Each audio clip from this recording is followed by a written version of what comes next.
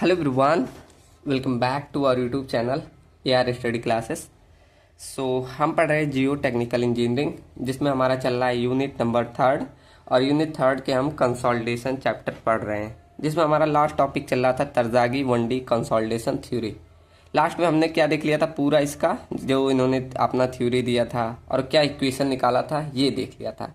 मैंने लास्ट में क्या बोला था कि मैं ये इक्वेशन जो निकाल के आता है इसका डेरिवेशन कराऊंगा और ये पूछा जाता है, तो इसका पूरे डेरिवेशन ये सेपरेट लेक्चर में रहेगा। तो ध्यान दीजिएगा, सबको समझ में आएगा। ठीक, कैसे है पूरे स्टेप वाइज बताऊंगा, बहुत ईजी है, बस सब लोग ध्यान से देना, इसलिए इसका पूरा एक सेपरेट लेक्चर ला रहा हूँ। ओके, थोड़ा टाइम ज़्यादा लगे लेकिन मैं आराम से बताऊंगा। ओके, इसलिए इसका एक लेक्चर सेपरेट कर रहा हूँ। चलो तो स्टार्ट करते हैं। तरजागी 1D कंसोलिडेशन इक्वेशन। ठीक, तो सबसे पहले तरजागी ने क्या, एक सॉइल मास लिया और बोला कि केवल वर्टिकल डायरेक्शन से ही हम ड्रेनेज को अलाउ करें, मतलब 1D एक ही डायरेक्शन से अलाउ किया। तो वैसी मैं कंडीशन एक बना रहा हूँ। चलो मान लिया ये मेरा एक सॉइल मास में लेके चल रहा हूँ, ऐसे h हाइट का सॉइल मास ले लिया। ठीक, जिनमें मैं सिर्फ वर्टिकल डायरेक्शन में बोला था फ्लो करने, तो वर्टिकल डायरेक्शन में मैं ड्रेनेज लेयर लगा दे रहा हूँ, मतलब सिर्फ ऊपर से मैं मान रहा हूँ ये यहाँ से सिर्फ वर्टिकली आपका वाई डायरेक्शन में, या तो ये। ठीक, यहीं आपका पानी फ्लो कर सकता है, इसे बता दो ड्रेनेज लेयर। ऊपर लिखो चाहे, चलो यहाँ ही लिख दे रहा हूँ, ये आपका ड्रेनेज लेयर है। ठीक, लेयर मतलब ऊपर या नीचे से इसी वाई डायरेक्शन से आपका पानी फ्लो करेगा, एक्स डायरेक्शन से नहीं करेगा। ठीक, जो सॉइल मास लिए इसका टोटल हाइट में मान ले रहा हूँ h। ठीक, क्लियर। अब इसी इक्वेशन में हम कंसोलिडेशन को समझते हैं। अब इसमें क्या कर रहा हूं, मैं एक छोटा सा ऐसे पार्ट उठा रहा हूं, ऐसे मैं मान लो ये जेड हाइट से एक छोटा सा ऐसे सॉइल मास का पार्ट उठा ले रहा हूं। ठीक, अब इसका हाइट मान लो dz है और इधर मान लिया dx है। इसको 3D में ऐसे कुछ देख रहे हैं, ऐसे। ठीक, ऐसा मैंने एक सॉइल मास निकाला इसमें से। ओके, समझ में आया सबको। ठीक, अब इसका डायमेंशन दिखा दे रहा हूँ। मान लिया ये वाली हाइट हमने dz की ली, ये dx हो गया और ये इधर हो जाएगा dy ले लिया। Okay, clear. चलो बढ़िया। अब यहाँ से मान ले रहे हैं ऊपर से डायरेक्शन में ऐसे जो आपका फ्लो हो रहा है, ये v वेलोसिटी का फ्लो हो रहा है।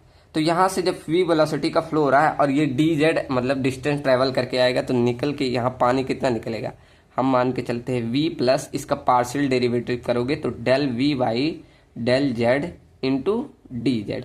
यही करते हो आप, सबने पार्शियल डेरिवेशन पढ़ा होगा मैथ 4 में, तो कुछ इस तरह कर रहे हैं। ठीक, मतलब इतना डिस्टेंस ट्रेवल करके आएगा तो इतना आपका वैल्यू निकलेगा। ठीक, तो यहाँ से v की वैल्यू ये आ गई, वैल्यू नहीं मैं वेलोसिटी। ठीक ठीक, क्लियर, यहाँ तक क्लियर सबको। चलो बढ़िया। अब यहाँ से अगर मैं निकालूं कि इस पे पोर वाटर प्रेशर कितना आ रहा होगा, तो आप सबने पोर वाटर प्रेशर पढ़ा होगा, mu equal to head loss into gamma डब्ल्यू। अभी हमें कुछ डाटा नहीं, तो बस फॉर्मूला लिख दे रहा हूँ कि पोर वाटर प्रेशर इक्वल टू क्या होता है, delta h into gamma W. अगर मुझे हेड लॉस चाहिए होगा इसमें, तो क्या होगा, delta h equal to mu bar by gamma डब्ल्यू। ठीक, ये चीज़ हो जाएगी। अच्छा ठीक, अगर मुझे इसका हाइड्रोलिक ग्रेडियंट ज्ञात करना हो तो कैसे आता है, तो आप सबको पता है hydraulic gradient I equal to क्या होता है, head delta h into length of resisting medium, ये होता है ना, delta h into length of resisting medium क्या है, यही हम छोटा से यही तो लेंथ लेके चल रहे हैं, वर्टिकली डायरेक्शन क्या है डी जेड, तो ये हमारा length of resisting medium D Z हो गया। आई का फॉर्मूला यही होता है ना, delta Z by D Z, head loss upon length of resisting medium, ये हो गया। ठीक, अब डेल्टा एच का मान यहाँ से मालूम है तो यही पर रख दो, तो यहाँ मतलब hydraulic gradient I equal to क्या लिख दे, mu bar upon gamma W into D Z, 1 upon D Z. ठीक, क्लियर। अब इसे हम छोटे टर्म में पार्शियल डेरिवेटिव में लिखना चाहे तो ऐसे लिख सकते हैं, देखो 1 अपॉन गामा डब्ल्यू को यहाँ ले लो और इसको पार्शियल डेरिवेटिव इसको भी, तो ऐसे लिख दें del mu bar by del z. ठीक, इसका पार्शियल डेरिवेटिव कर दिया। ओके, तो यहाँ से हमें आई का मान ये मिल गया, मतलब हाइड्रोलिक ग्रेडियंट ये मिल गया। ठीक, यहाँ से ये टर्म हमने निकाल लिया। बढ़िया, यहाँ तक सबको क्लियर हुआ ना। चलो अब यहाँ से निकालते कि कितना यहाँ से पानी का डिस्चार्ज हुआ, क्यू की वैल्यू ऐसे लिख दो, water entering from the soil मास, मतलब यहाँ से कितना एंटर कर रहा है, ये अगर मुझे निकालना हो तो क्या होता है, क्यू इक्वल टू क्या होता है, velocity into area into velocity, यही ये फॉर्मूला आपने पढ़ा होगा। तो एरिया इंटू वेलोसिटी ऊपर का निकालने, फिर कितना बाहर निकालना, फिर हम डेल्टा क्यू निकालने वाले हैं। ठीक, तो चलो लिखो कि water water entering from the soil mass, from the soil mass। ये सॉइल एलिमेंट एक लियो तो एलिमेंट लिख दो, सॉइल एलिमेंट। ठीक, तो इसके लिए क्या कर सकते हैं, डिस्चार्ज इक्वल टू क्या, एरिया इंटू वेलोसिटी। तो डायरेक्ट एरिया इंटू वेलोसिटी। अब यहाँ वेलोसिटी मालूम है v है, अब एरिया कैसे निकाल सकते हो, ये dx है इंटू डी वाई, तो यही होता है ना, लेंथ इंटू विड्थ कर दे रहे हैं। तो यहाँ से हमें पहला मिल जाएगा एंट्री का कि एरिया क्या है, डेल्टा जेड। अब इसे डेल टर्म में भी ले सकते हो, छोटे टर्म में इसे del x into del y, partial derivative में लेना, एरिया मिल गया और वेलोसिटी v आपने लिया है कैपिटल में। तो ये आपको मिल गया जब इंटर कर रहा है यहाँ पे, ठीक, उसका डिस्चार्ज। अब जब बाहर निकल रहा है, यहाँ निकल रहा है, तो वेलोसिटी क्या हो जा रहा है, v plus del v by del z into D z. तो ऐसे लिखो, जब वाटर क्या आपका बाहर निकल रहा है, वाटर क्या बोल दो, लीव कर रहा है, water leaving from the soil mass, from the soil मास, या एलिमेंट लिखो, मास नहीं, सॉइल एलिमेंट से। तो इसका भी एरिया इंटू वेलोसिटी, यही फॉर्मूला होगा, एरिया इंटू वेलोसिटी। अब इसका एरिया यही रहेगा, dx into d y, area तो वही रहेगा क्या, del x into del y. और वेलोसिटी क्या हो जाएगा, वेलोसिटी इसमें v plus del v by del z into D z, ये है। ठीक, वेलोसिटी देखो बढ़ गया ना, तो यहाँ से वेलोसिटी आप लिखना v plus del v by del z into D z, जैसे बता रहा हूँ ऐसे सेम करिएगा। ओके, अब अगर हम क्या करें, इन दोनों का डिफरेंस ले ले तो हमें ये मालूम चल जाएगा कि यहाँ से पानी यहाँ तक निकल के स्क्वीज्ड आउट होकर कितना निकला, ये हमें मालूम चल जाएगा। मतलब दोनों का डिफरेंस ले ले, ये ज़्यादा होकर यहाँ से कितना स्क्वीज्ड आउट हुआ, ये हमें मिल जाएगा। ठीक, मतलब यहाँ से निकाले कि वाटर स्क्वीज्ड आउट, इसका मतलब निचोड़ के कितना निकला। ठीक, सही स्पेलिंग है ना, यस ई स्क्वीज्ड आउट। ठीक, स्पेलिंग देख लेना, होकर फ्रॉम द कहाँ से, soil mass, from the soil element से, एलिमेंट। ठीक, तो इससे कितना निकला, तो डेल्टा मतलब क्यू निकाले तो क्या आएगा, इन दोनों का डिफरेंस ले लें। तो ये आपका ज़्यादा है, इसमें से कम, मतलब ऐसे घटा दें कि इसका इसमें मल्टीप्लाई कर दे रहा हूँ डायरेक्ट, मतलब v into del x into del y, plus में इसका इसमें करोगे तो क्या, del v by del z into D z, इसे भी डेल्टा टर्म में लिख दो, मतलब डेल्टा जेड और into del x into del y. ठीक, ये हो गया। और उसके बाद ये वाला लिख दो, अब घटा रहे हो तो ये माइनस में हो जाएगा, और ये क्या हो जाएगा, del x into del Y into v. ठीक, ये घटा रहे हैं ना, मतलब इसमें से इसका डिफरेंस लोगे तभी तो कितना पानी बाहर निकला वही आएगा हमें निकालना। अब यहाँ से देखोगे ये प्लस में, ये माइनस में, ये कट गया, तो मतलब डेल्टा क्यू की वैल्यू आपको आ गई क्या, del v by del z into del, अब एक साथ लिखो, del x del Y into del Z, ये मिल गया। ठीक, अब यहाँ देखो ये मिल गया हमें del v by del z into del x into del Y into del z.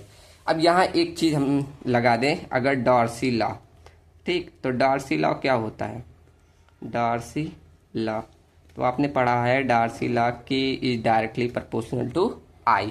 ठीक, के नहीं, sorry, velocity is directly proportional to I, ये पढ़ा था। तो यहाँ से वेलोसिटी को जब निकालते थे तो क्या आ जाता था, के इंटू आई। तो आपको आई का मान यहाँ पता है, रख दो, तो यहाँ से हम लिख सकते हैं वेलोसिटी इक्वल टू के।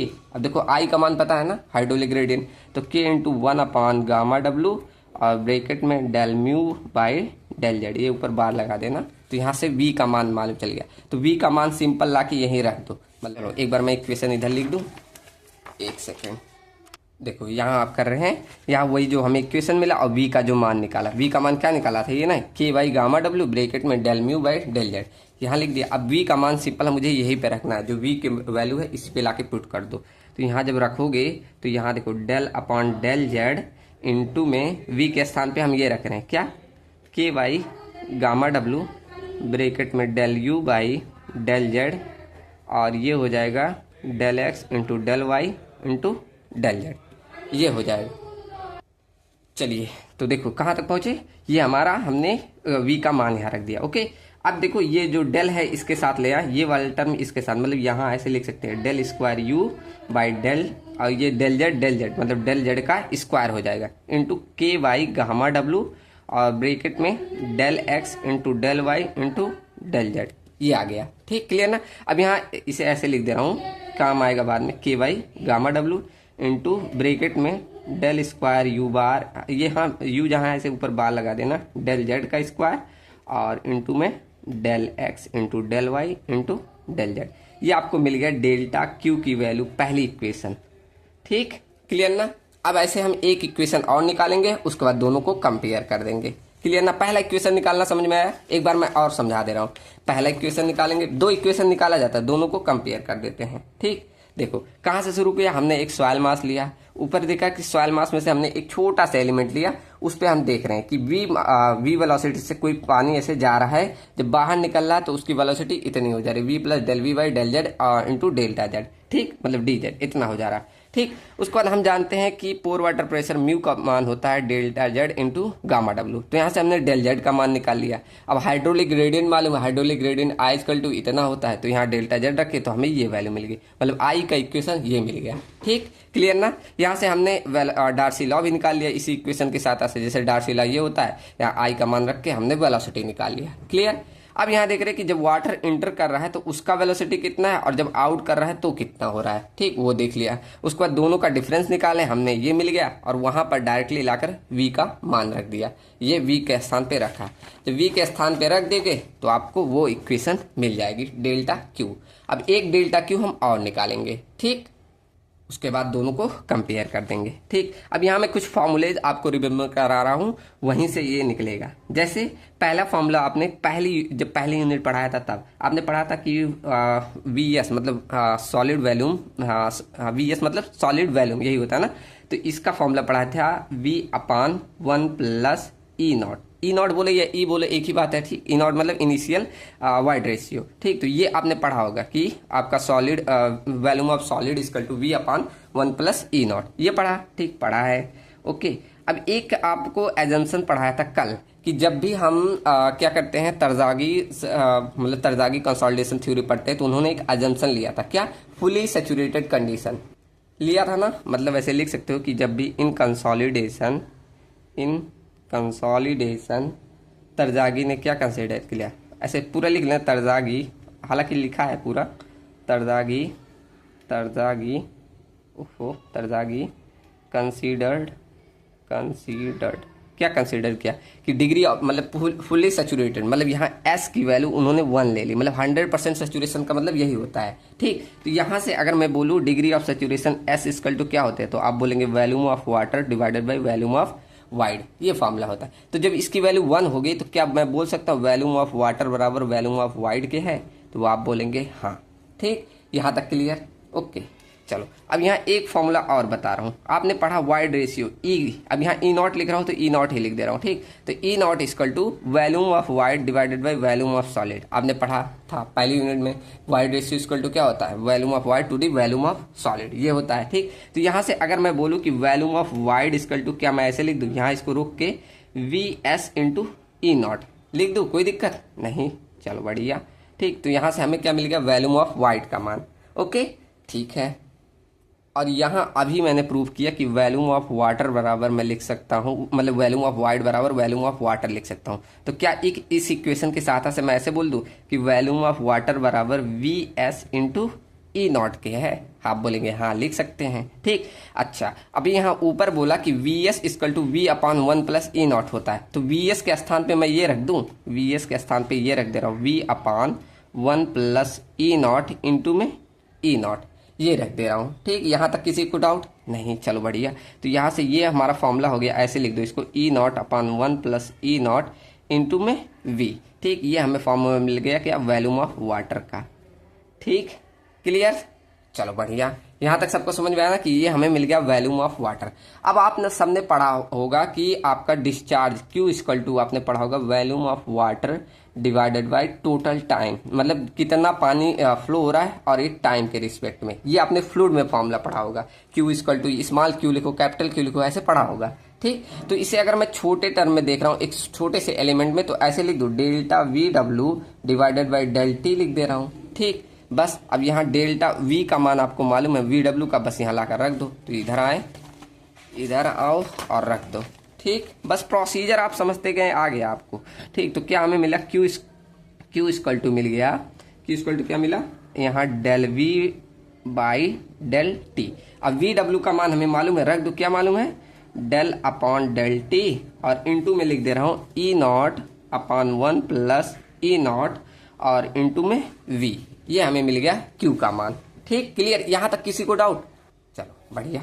अब देखते हैं, अब यहाँ में ये v इक्वल टू वैल्यूम है, तो वैल्यूम इक्वल टू आपको पता है। अब इस सॉइल एलिमेंट का आपको वैल्यूम निकालना हो तो क्या होगा, d z into d x into d y. अब छोटे से टर्म में ले रहे हैं तो मैं लिख सकता हूँ del x into del Y into del z.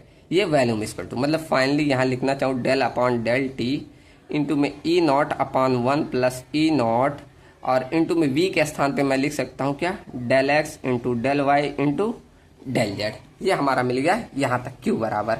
ठीक, अच्छा बढ़िया। अब यहाँ हमने फॉर्मूला पढ़ाया था कोफिशिएंट ऑफ कंप्रेसिबिलिटी का। यहाँ बस आपको फॉर्मूलेज यूज करने जाते हैं। ठीक, coefficient of compressibility a v equal to पढ़ाया था क्या, change in void ratio delta e बराबर चेंज इन वाइड रेशियो बराबर क्या बताया था, delta e upon delta sigma. ये बताया था ना। तो यहाँ अगर यहाँ भी इसको मैं छोटे टर्म में लिखूं तो क्या, डेल ई लिख सकता हूँ, यहाँ ई लिख रहा हूँ, ई नॉट ही लिखते चलो, और ये डेल सिग्मा के स्थान पे इसे छोटे टर्म में देखोगे तो ऐसे लिख सकता हूँ, हाँ लिख सकता हूँ। चलो बढ़िया।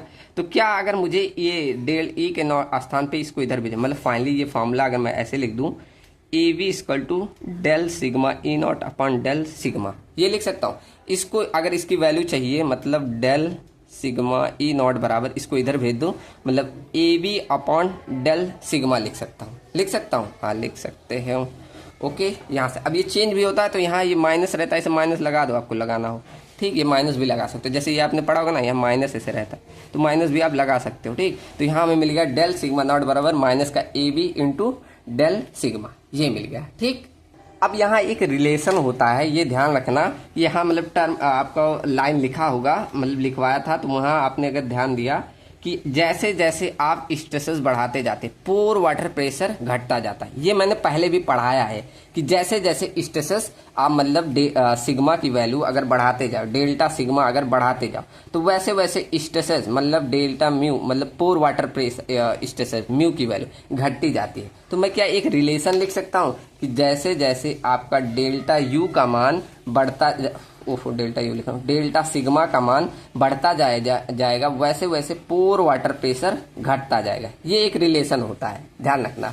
ठीक, मतलब डेल सिग्मा बराबर माइनस का, अब ये घट रहा है तो इसलिए इसको माइनस लिख रहे हैं, तो मतलब इसके स्थान पे मैं डेल्टा सिग्मा के स्थान पे ये रख सकता हूँ। तो यहाँ से आपको फॉर्मूला मिला डेल ई नॉट बराबर, अब यहाँ इसके स्थान पे ये रख दो तो माइनस से माइनस हट जाएगा, यहाँ बचेगा ए बी इंटू में डेल म्यू। ठीक, क्लियर ना। इसके स्थान पे मतलब डेल्टा सिग्मा के स्थान पे ये रखना है। ठीक, तो ये रख दिया, तो यहाँ से हमें डेल ई नॉट बराबर a b into del mu बचा। ठीक, क्लियर।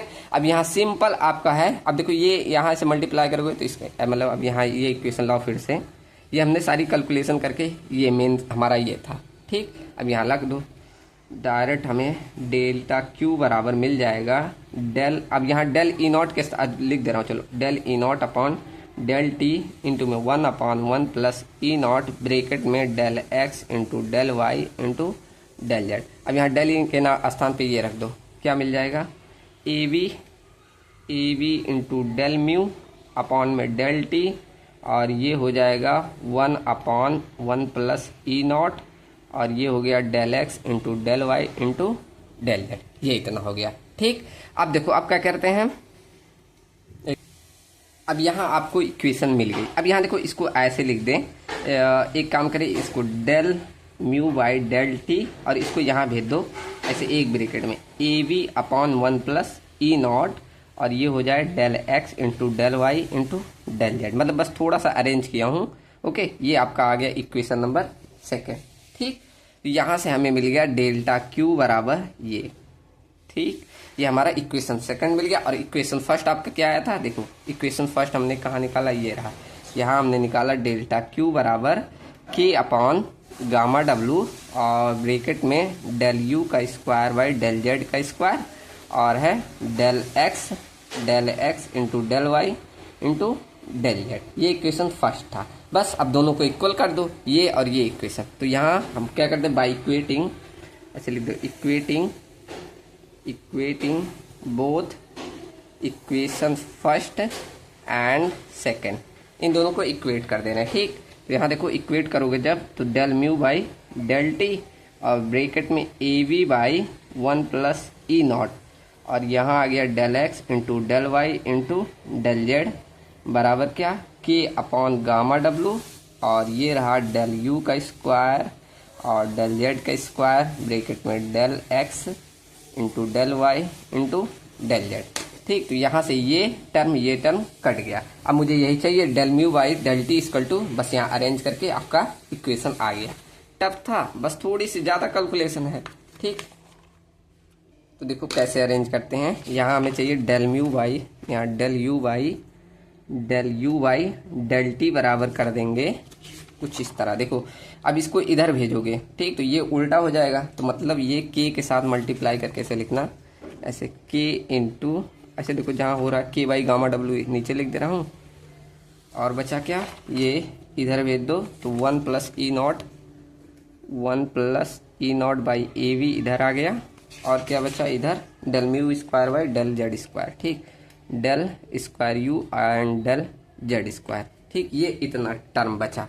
ठीक, बस अब आपका निकल गया। अब यहाँ जो ये वाला टर्म के बाई गामा डब्लू, अब यहाँ लिख दो सी वी इक्वल टू, हम लिख सकते हैं के बाई गामा डब्लू ब्रैकेट में 1 plus E not divided by A we. ये आपका कोफिशिएंट ऑफ कंसोलिडेशन का फॉर्मूला ये भी होता है। ठीक, और यहाँ डायरेक्टली हम अब लिख सकते हैं del mu by del T बराबर C V into del square U by del Z का स्क्वायर। ठीक, ये आपका होता है इक्वेशन, और यहाँ सी वी का भी फॉर्मूला आपको मिल गया।